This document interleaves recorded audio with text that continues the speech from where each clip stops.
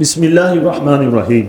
نبی کریم صلی اللہ تعالیٰ علیہ وآلہ وسلم نے فرمایا، جن بندوں کے ساتھ اللہ محبت فرماتا ہے ان میں سے ایک بندہ وہ ہے کہ جو اپنے ہمسائے کی مصیبت پر صبر کرتا ہے یہاں تک کہ اللہ اس بندے کی زندگی یا موت کے ساتھ کفایت کرتا ہے۔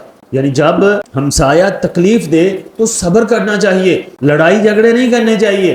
اس کو سمجھانا ہو تو پیار محبت سے سمجھا لو، ورنہ پیار سے رہو۔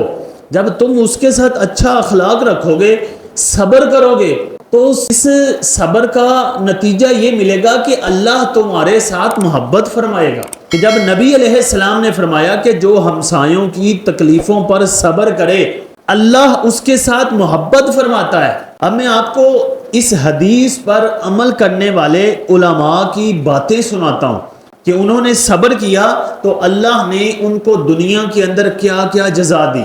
حضرت امام اعظم کے گھر کے ساتھ ہی ایک موچی کا گھر تھا، اور وہ موچی سارا دن محنت کرتا، کام کاج کرتا، رات کو مچھلی وغیرہ اور اس طرح کی کھانے پینے کی چیزیں بھونتا جس کی بدبو سے ہمسایوں کو پریشانی ہوتی، اور پھر وہ اس کھانے کو کھا کر شراب پیتا، نشہ کرتا اور خوب ہلا گلا کرتا، خوب شور مچاتا، دائیں بائیں والے لوگوں کو تکلیفیں دیتا، سونے نہیں دیتا تھا۔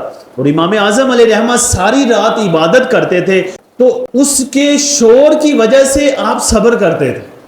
آپ کہتے تھے کہ یہ میرا ہمسایہ ہے، میں اس کو کچھ نہیں کہہ سکتا۔ ایک رات ایسی آئی کہ آپ نے دیکھا کہ رات کوئی شور نہیں ہوا۔ صبح پوچھا کہ وہ کدھر گیا، تو انہوں نے کہا جی کہ رات اس کو پولیس پکڑ کر لے گئی ہے۔ تو امام اعظم سواری پہ سوار ہو کر خلیفے کے پاس چلے گئے۔ امام اعظم کا روب تھا، خلیفہ حیران ہکا بکا رہ گیا کہ امام اعظم جس کے ہم تڑلے کرتے ہیں کہ ہمارا کوئی عہدہ قبول کر لو، تو یہ تو آج کیا ہو گیا کہ امام خود تشریف لے آئے۔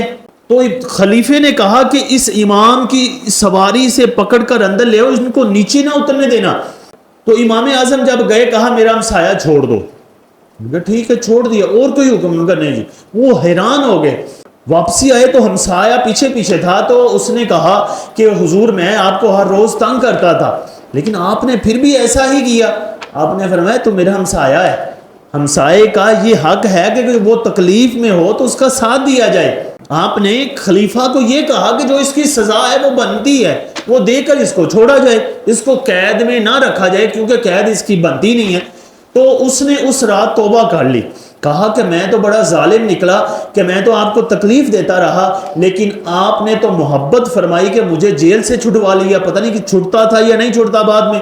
ایک اور واقعہ، حضرت مالک بن دینار علیہ رحمہ نے ایک مکان کرائے پہ لیا، اور اس مکان کے بالکل ساتھ ہی متصل ایک کافر رہتا تھا، اور وہ کافر حضرت امام مالک بن دینار کے ساتھ نفرت رکھتا تھا، دشمنی رکھتا تھا، بغض رکھتا تھا اسلام کی وجہ سے کہ یہ مسلمان ہے۔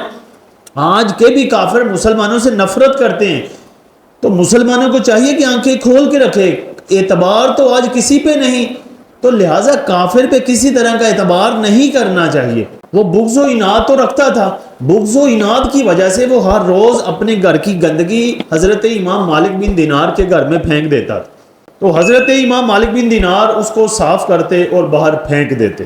آپ نے اس کو کچھ نہ کہا، صبر کیا۔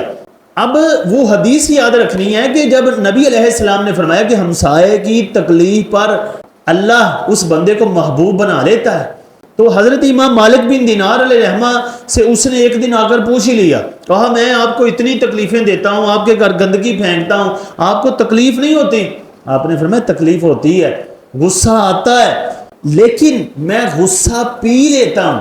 اس نے کہا جی یہ کیسے ہو سکتا ہے؟ انہوں نے کہا کہ ہم مسلمان ہیں، اللہ تعالیٰ قرآن مجید کے اندر فرماتا ہے وَالْقَاذِمِينَ الْغَيْظَ وَالْعَافِينَ عَنِ النَّاسِ وَاللَّهُ يُحِبُّ الْمُحْسِنِينَ، غصہ پینے والے اور لوگوں سے درگزر کرنے والے اور نیک لوگ اللہ کے محبوب ہیں۔ کہ یہ تو ایک محبوب عمل ہے کہ ہم صبر کریں گے، اللہ ہمارے ساتھ محبت رکھے گا کہ تو ہمسایہ بھی ہے، اور غصہ آیا، غصہ پینا بھی اچھی چیز ہے کہ کسی ہمسائے اور جس جگہ غصہ پینا ہے اس کو پی لیا، تو یہ تو ہمیں اللہ نے اپنا محبوب بنا لیا، تو ہم تیری تھوڑی سی تکلیف پہ صبر کیوں نہ کریں گے؟